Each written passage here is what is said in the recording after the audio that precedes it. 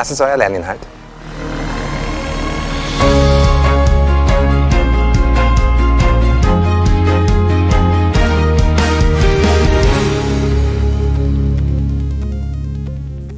Als meine Eltern eines Tages einen neuen Fernseher bekommen haben, ich glaube, es war sogar Weihnachten, da war zunächst einmal für mich die weitaus größere Freude der Karton.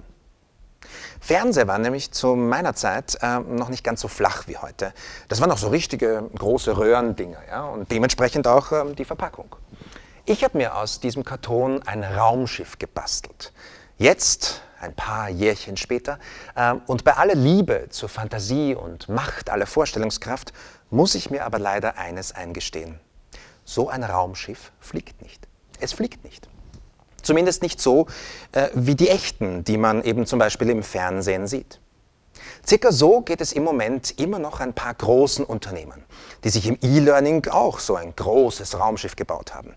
Das sind ganz tolle Kartons, das sind ganz tolle Plattformen, Lernplattformen.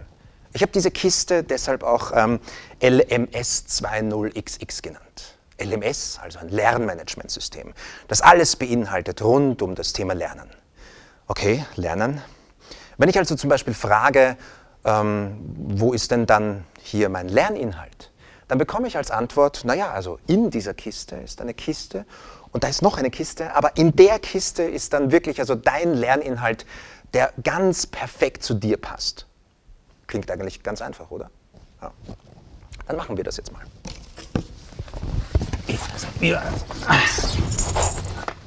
Ah ja. Okay. Mein Lerninhalt. Wow. Da ist alles drinnen, das, was ich lernen möchte. Aber warum musste ich, um diesen Lerninhalt zu bekommen, den Umweg gehen und schon fast in diese Kiste hineinsteigen?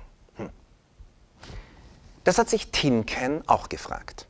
Klar, so ein Raumschiff, LMS, das ist schon was ganz Besonderes. Das kann ganz viel, hat ganz viele Funktionen. Interessant ist aber, dass ich eigentlich zu 80% in Wahrheit nur diese beiden hier brauche.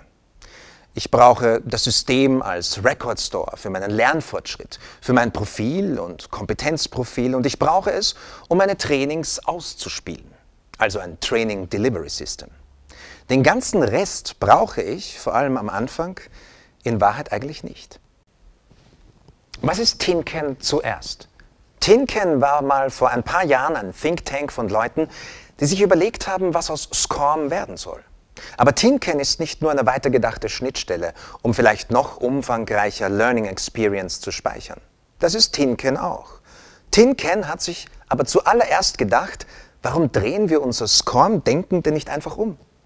Die Welt der Internet-User steigt ja auch immer direkt in den Content ein. So direkt und so schnell wie nur möglich zu meinem Lerninhalt kommen. Direct Access. Das sollte einer ihrer wichtigsten Agendapunkte ihrer Strategie sein. Und zwar wirklich unabhängig, ob sie C-Book einsetzen oder nicht.